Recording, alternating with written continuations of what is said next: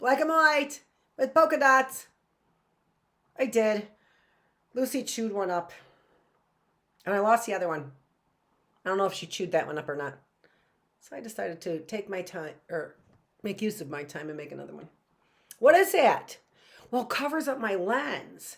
This is from a milk carton. The pull tab that comes out of a milk carton, look, hangs right over your laptop, my laptop video.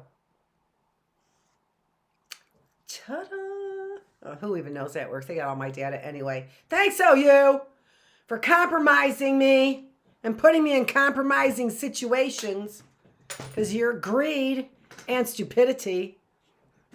Barking up the wrong tree, that's all I'm saying. Okay, we've learned in our book, A Classic Story on Heidi, from Johanna Spyri, that Heidi has ADHD. In the Sessman or Seisman house, things do not go smoothly. Chapter 8. When Sebastian had opened the door for the professor on the following morning and had shown that gentleman, as usual, into the study, suddenly the doorbell rang again, and with such violence that the servant flew downstairs again as if shot. For he said to himself, it must be Mr. Seisman himself, who has returned unexpectedly. When he opened the door as quickly as possible, a ragged boy with a hand organ on his back confronted him. What do you mean? I will teach you to pull the doorbell hard enough to tear it out. What do you want here? Cried the angry servant. I must see Clara, was the answer. You dirty street boy, you. Can't you at least say Miss Clara as the rest of us do? What business can you have with Miss Clara? Asked the man still more roughly. She owes me 6 pence, said the lad. There is something wrong with your head, I think. How do you know in the first place that there is a Miss Clara? I showed her the way yesterday. Comes to 3, and then the way back comes to 6. Now what stuff are you making up? Miss Clara never walks out, can't even do it. Be off now. Go home where you belong before I help you. But the lad was not intimidated by these threats. Standing his ground, he said solidly, I saw her yesterday in the street. I can tell you how she looks. She has short hair that curls and is black. Her eyes are black too, and her frock is brown. She does not talk as we do. Oh ho, thought Sebastian, and sniggered to himself. That is the little man's mamselle. She has started something new. He told the lad to follow him inside, then to wait at the study door until allowed to enter, and once in, to begin to play his organ immediately. That would please Miss Clara. Knocking at the study door, Sebastian was told to come in. There is a lad here who insists that he has something to say to Miss Clara herself, he announced. Clara was delighted at this unusual occurrence. Let him come in at once, she said. May he not, Professor? The lad had already stepped into the room and, as directed, had begun to play. Now this morning, Miss Rottenmeier had found all sorts of things to attend to in the dining room in order to avoid hearing the teaching of the alphabet. Suddenly she stopped and listened. Did those sounds come from the street? Yet they sounded so near. Could there be a hurdy-gurdy in the study? Yes, in there it certainly was. She flew through the long dining room and tore open the door. There, incredible! There in the middle of the study stood a ragged boy, turning the handle of his instrument with the greatest diligence. Hurdy-gurdy! The professor seemed standing as if about to speak, but could not get a chance. Clara and Heidi were listening entranced.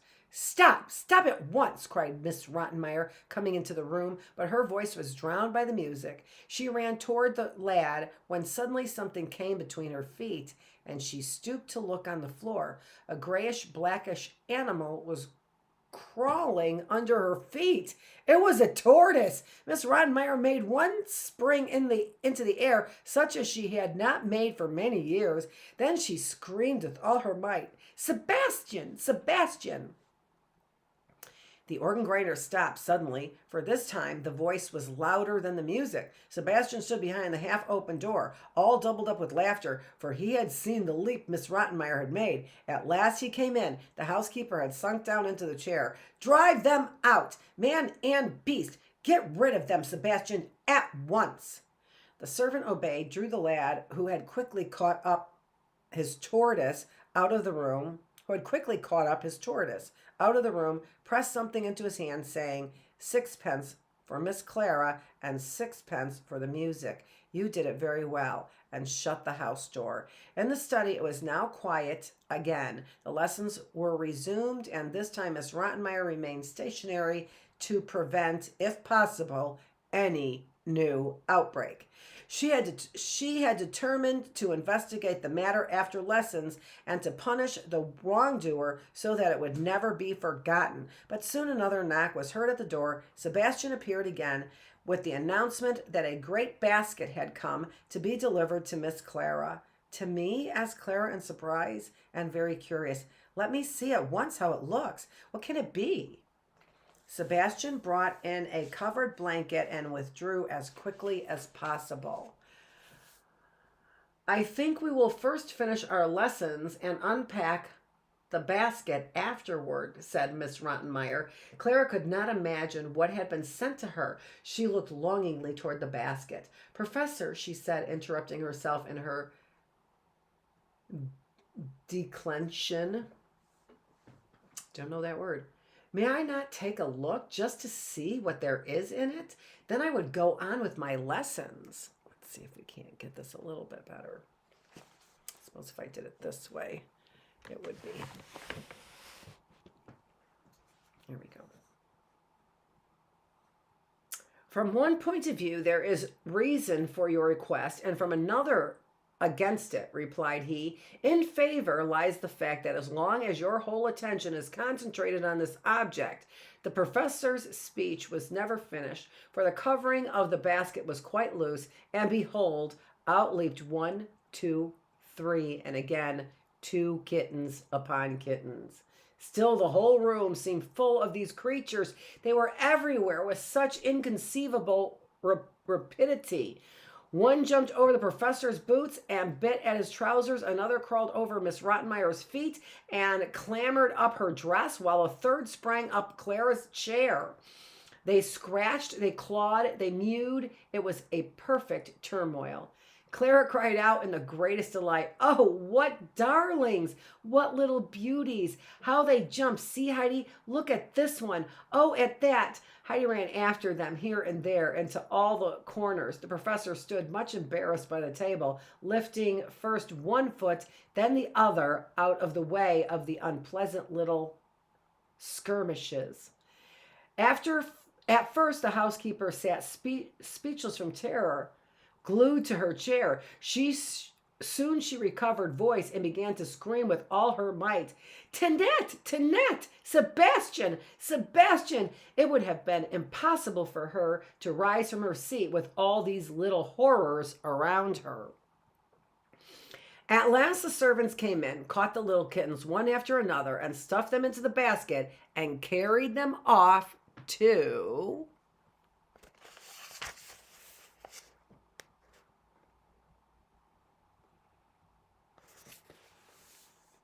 all the kittens. The attic to their companions of the previous evening.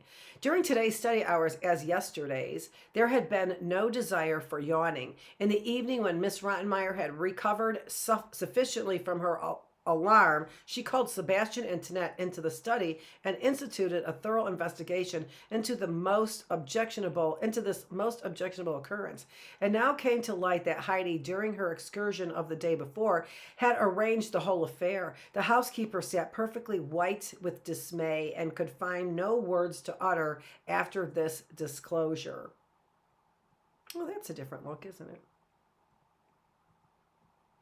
She made signs with her hand for them to leave. After a while, she turned to Heidi, who was standing by Clara's chair, with but slight idea of what crime she had been guilty. Adelheid, she began in a severe tone, I know of only one punishment that would touch you in the least. For you are a barbarian, but we will see if you do not get tanned down in our cellar with the rats and lizards until you are cruel for your taste for such things, cured of your taste for such things. Heidi listened in quiet surprise at her sentence, for she had never been in a frightful cellar. The room adjoining the mountain cottage that her grandfather called a cellar, where the cheese was kept and where the milk pan stood, was a pleasant and attractive place. And as for rats and lizards, they had never seen any. Clara, however, raised a loud protest.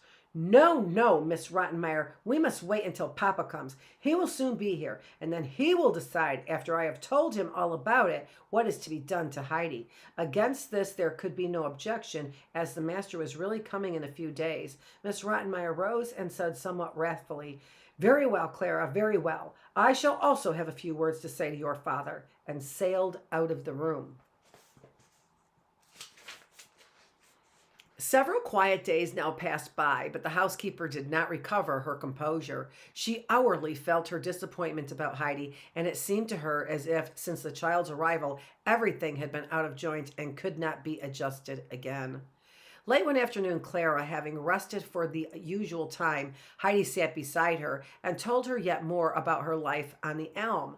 And as she talked about it, the desire to return became so great that she said at last, Now I certainly must go back tomorrow. She had often said so, and Clara had always been able to quiet her and to persuade the child that it would be better to wait until her father came.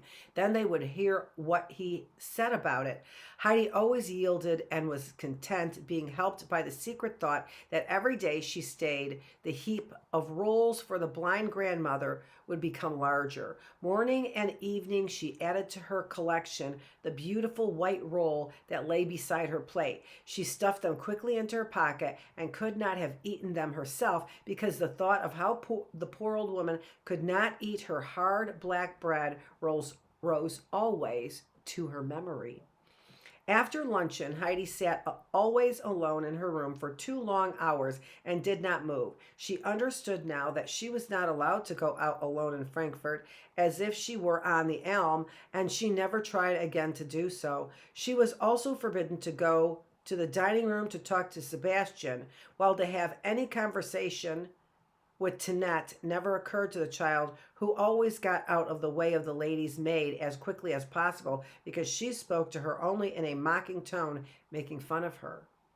So the little girl sat alone and had plenty of time to imagine how the elm was again green, how the yellow flowers glistened in the sunshine, and how everything shone in the bright light, the snow and the mountain and the whole valley, until she could scarcely wait another moment, so great was her longing to be back there again. Her aunt had assured her that she could go home whenever she wished, and so it came to pass that the child one day restrained herself no longer. She packed up all her rolls in the great red kerchief, put her old straw hat on her head, and started off. No farther than the house door, however, Heidi encountered an insuperable obstacle in the shape of Miss Rottenmeier, just returning from a walk. She stood still in blank amaze and stared at the child from head to foot, her gaze resting especially on the red kerchief, evidently full of something. At length she burst forth, What sort of costume is this? What does the whole thing mean? Have I not strictly forbid you to go running about the streets anymore? Now you are doing so again, and looking like a tramp into the bargain. I am not going to stroll about the streets. I am going home again, answered Heidi, a little frightened. How? What? Go home? Do you wish to go home? Miss Rottenmeier clapped her hands in her agitation. Do you mean to run away? If Mr. Seisman were to know of this, running away from his house, never let him hear of it. Pray then, what does not suit you here? Have you not been far better treated than you deserved? Do you miss anything? Have you ever in your life had a dwelling or food or service as you have had here? Speak, I say. No, replied Heidi. I am sure of that, continued the housekeeper angrily. You want for nothing. You are an entirely incomprehensible, thankless creature, and for sheer well-being, you do not know what mischief to be next.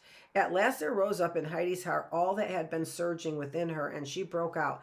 I must and will go home, for if I do not, Snowball will be always crying, and the grandmother will get no white bread, and Thistlebird will be whipped because Goat Peter will have no more cheese, and here you can't see the sun say goodnight to the mountains, and if the eagle was to fly over Frankfurt, he would scream a good deal louder to see so many people living close together and making each other wicked instead of living on the mountain and being happy.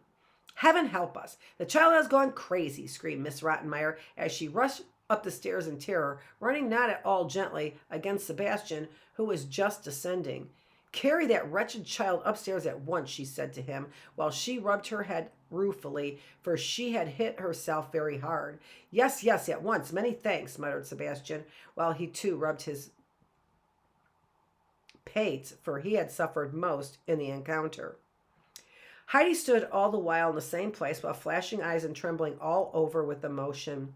What? Have you been up to more mischief? Asked Sebastian gaily of her, but seeing that Heidi did not move, he looked at her more closely for a moment, then patting her kindly on the shoulder and consolingly, Fifi, the little mamselle, must not take it so much to heart.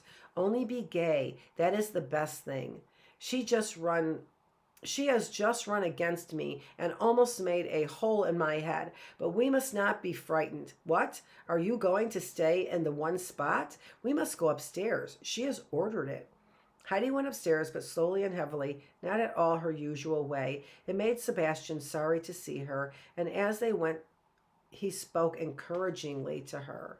Now don't give way, be brave, don't be sad. She has always been such a good little mamselle, never crying once since she has been with us. Generally children cry a dozen times a day at her age. I know that. The kittens are all so jolly upstairs in the attic and act so droll. We'll go up there soon when she is out of the way, shall we?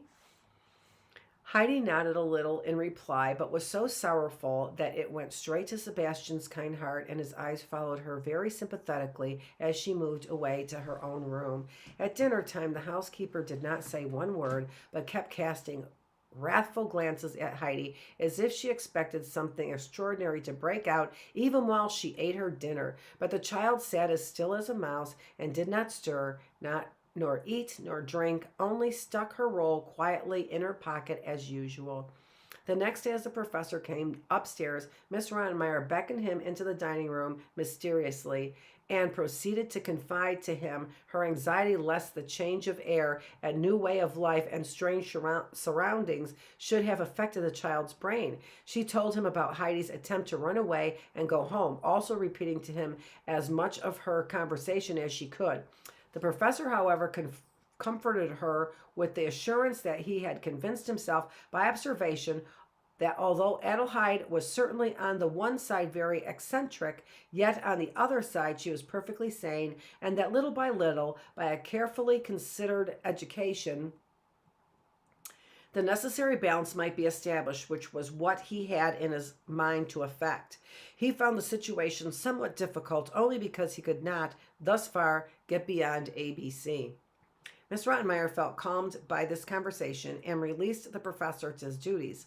Later in the day, she bethought herself of the strange costume in which Heidi appeared when arrayed for her journey, and she decided to alter some of Clara's dresses for the child's use, that she might look properly dressed when Mr. Seisman returned. Clara, whom she consulted about this plan, readily fell in with it and gave at once a quantity of dresses, jackets, and hats for Heidi's use. The housekeeper now repaired to Heidi's bedroom. Now repaired to Heidi's bedroom to inspect her wardrobe and decide what should be kept and what rejected. In a few minutes, she returned with strong signs of disgust on her countenance. What have I discovered now, Adelheid? Something that was never before in a clothes press. A clothes press is for clothes, Adelheid, but what I do find in your bottom in the bottom of yours? A heap of white rolls, bread, I say, Clara, and such a pile and under the clothes. Tinette, she cried, carry away all that old bread, old out of the press in Adelaide's room, and the old straw hat that lies on the table. No, no, exclaimed Heidi, I must keep the hat, and the rolls are for grandmother. And she tried to run after Tinette, but was stopped by Miss Rottenmeier. You must stay where you are, was the severe order, and rubbish must be thrown away where it belongs. Heidi threw herself passionately on the floor by Clara's chair and wept louder and yet louder, sobbing out of her distress. Now I have no rolls at all for grandmother. They were all for her, and now they are thrown away, and the grandmother won't get them. And she cried as if her heart would break.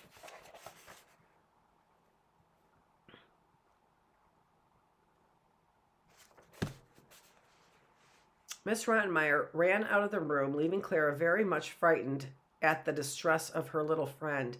Heidi, Heidi, she said entreatingly, do not cry so. Listen to me. I will give you just as many rolls for the grandmother and even more when you go home, and they shall be fresh rolls, soft and nice. Yours would have become quite hard. They were so already, Heidi. Listen and do not cry more. But it was a long time before the torrent of grief could be checked. Heidi understood what Clara said and believed in her promise, or she would have gone on for much longer. And she had to be reassured many times before she was quite tranquil, and asked every now and then, you will give as many, just as many as I had for the grandmother? And Clara repeated kindly, yes, Heidi, as many and more, if only you will be happy again. At table that evening, Heidi's eyes were red from crying, and as she caught sight of her usual roll, she began again to sob. But this time she controlled herself with all her might, for she understood the rule that she must be quiet at table. Throughout the meal, Sebastian made the most wonderful gestures every time that he came into Heidi's neighborhood. He pointed first to her head, then to his own, and nodded and winked as if to say, don't be downhearted. I have looked out for things, and it is all right. When the child went to her room and was about to climb into bed, she found tucked away under her coverlet her old crumpled straw hat. She put that beloved thing out and hugged it for joy. She pulled that beloved thing out and hugged it for joy, adding thereby another dent. Then she wrapped it in a pocket handkerchief and stuffed it in the farthest corner of her press. It was Sebastian who had rescued the hat for his little friend. He had been in the dining room with Tinette at the moment when she was called upon, and had heard Heidi's cry of anguish. When Tinette passed through the room with the pile of rolls and the hat on top of all, he had snatched the latter, saying, I'll take care of this, and had saved it for Heidi, and that was what his pantomime at supper meant. Okay, that's chapter 8. Chapter 9, the master of the house arrives and hears all sorts of things not heard by him before. This is Dr. Annette Feravich. Thank you so much for joining me here in the reading room. We are reading the classic story Heidi by Johanna Spyri. Thanks for joining me. I'm the teacher. We're here in the reading room with healthy mind, body, spirit. Thanks.